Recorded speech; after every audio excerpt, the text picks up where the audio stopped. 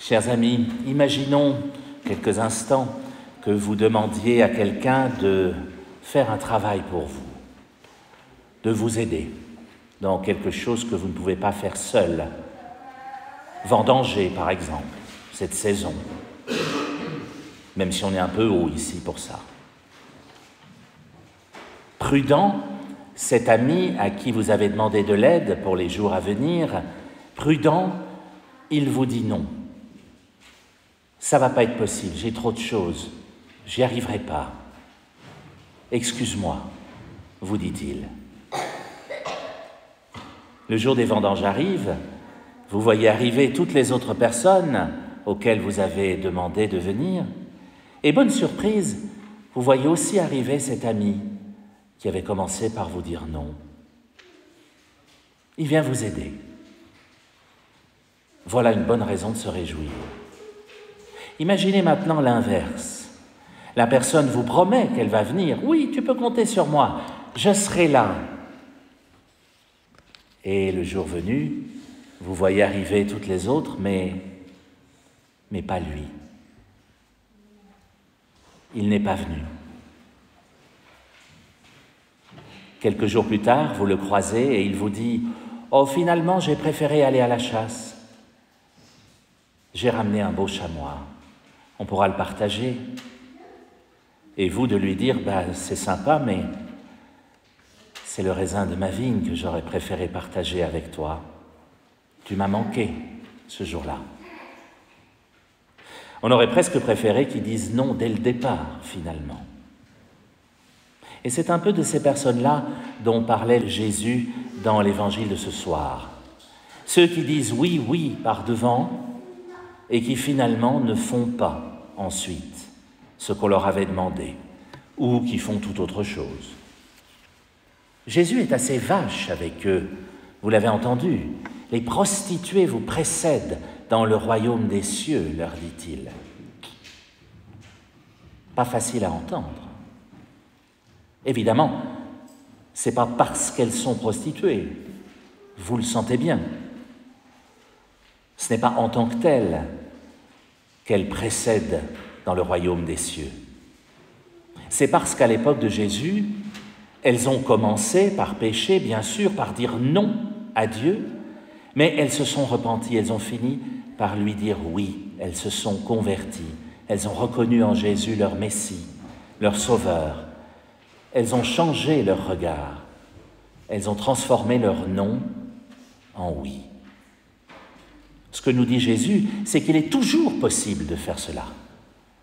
Il est toujours possible de lui redire oui, alors qu'on lui avait dit non.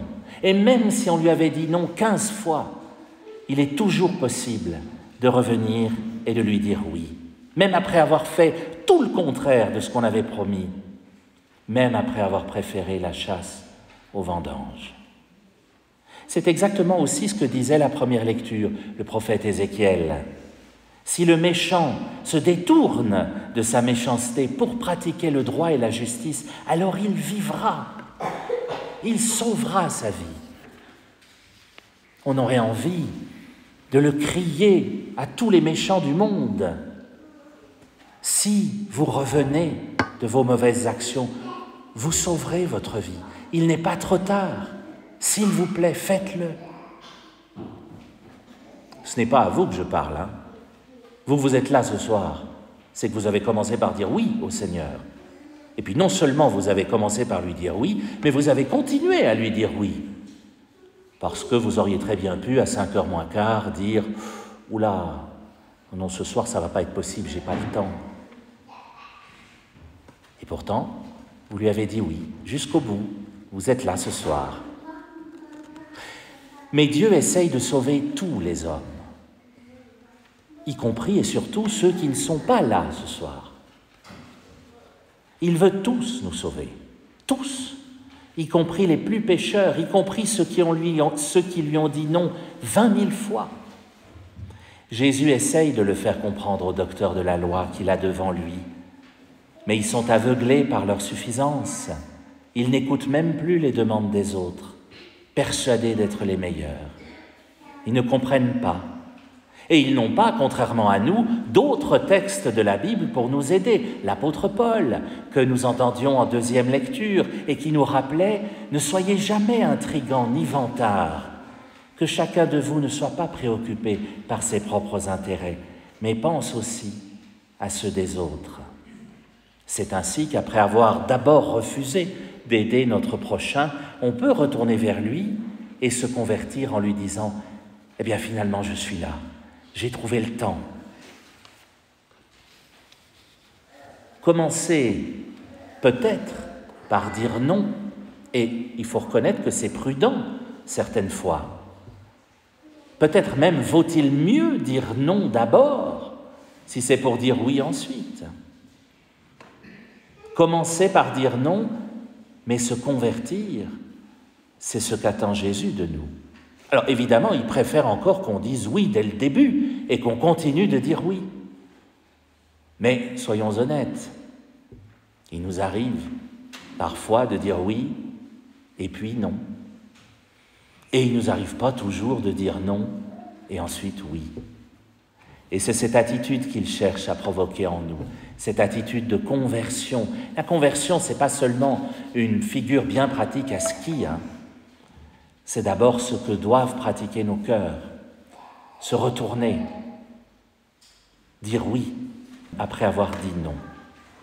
Il est toujours temps pour cela avec Jésus. Même au dernier moment, même à la dernière seconde, il est toujours temps de lui redire oui. Alors, chers amis, retournons-nous vers Dieu. Disons-lui oui dans notre cœur, même si nous lui avons dit non. Et pour toutes les fois où nous lui avons dit non, retournons notre cœur et disons-lui oui. Je veux essayer de te suivre, je veux essayer de venir à la vigne du Seigneur, la tienne, pour vendanger avec toi.